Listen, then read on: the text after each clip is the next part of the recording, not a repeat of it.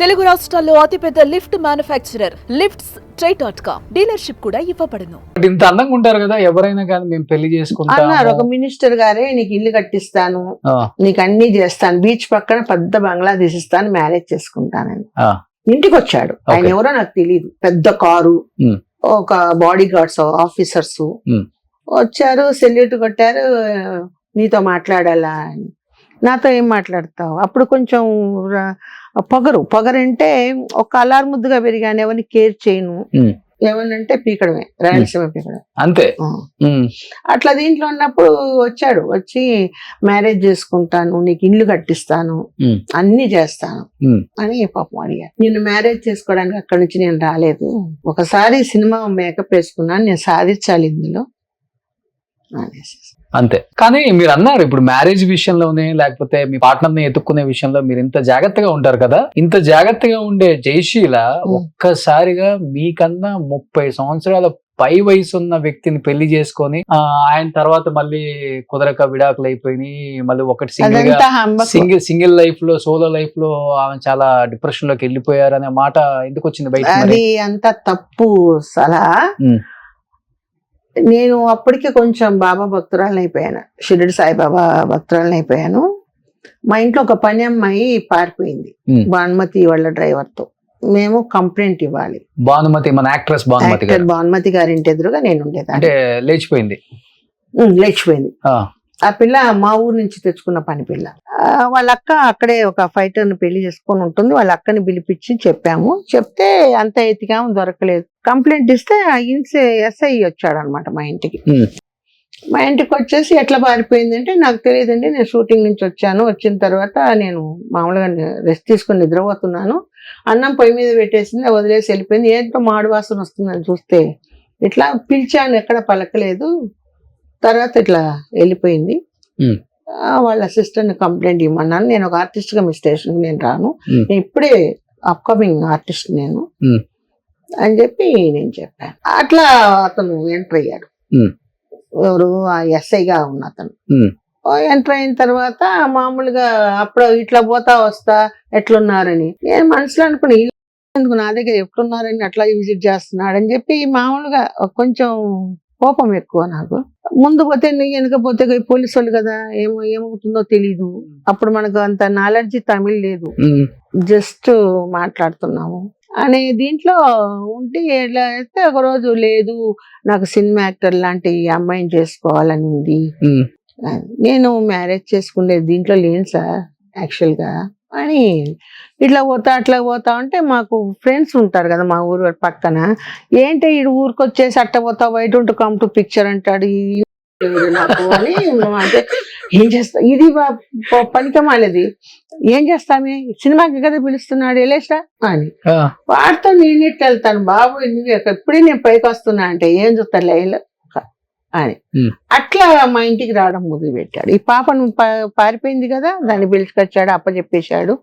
నేను వాళ్ళ పేరెంట్స్ కి అప్పచెప్పేశాను. స్కెచ్ చేశారా ఏమన్నా, లేకపోతే మిమ్మల్ని వల్ల వేసుకోవడానికి?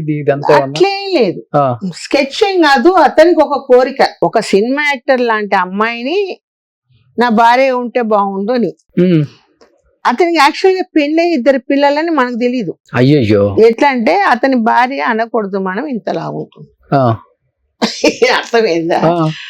ఇతనికి ఏంటంటే ఇప్పుడు ఒక ఎస్ఐ గాని ఒక పోలీస్ డిపార్ట్మెంట్ అంటే అప్పుడు ఆ కాలంలో బతకలేక కొంతమంది బయటికి పోయి ఉంటారు కదా, వాళ్ళని రేట్ చేయడపోయి ఉంటది.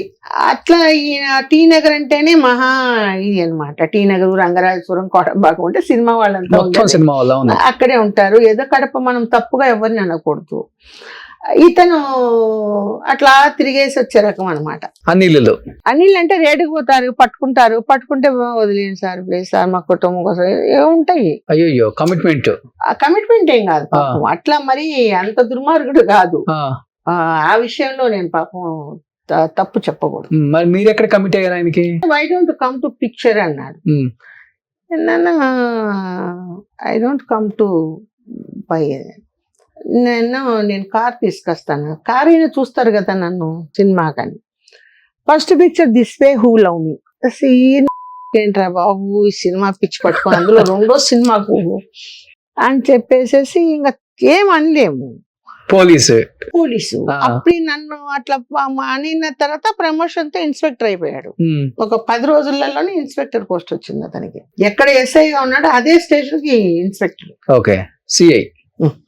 అయ్యాడు. అయితే ఏంట్రా బాబు అని చెప్పి నాకు అట్లా వెళ్ళా సినిమాకు.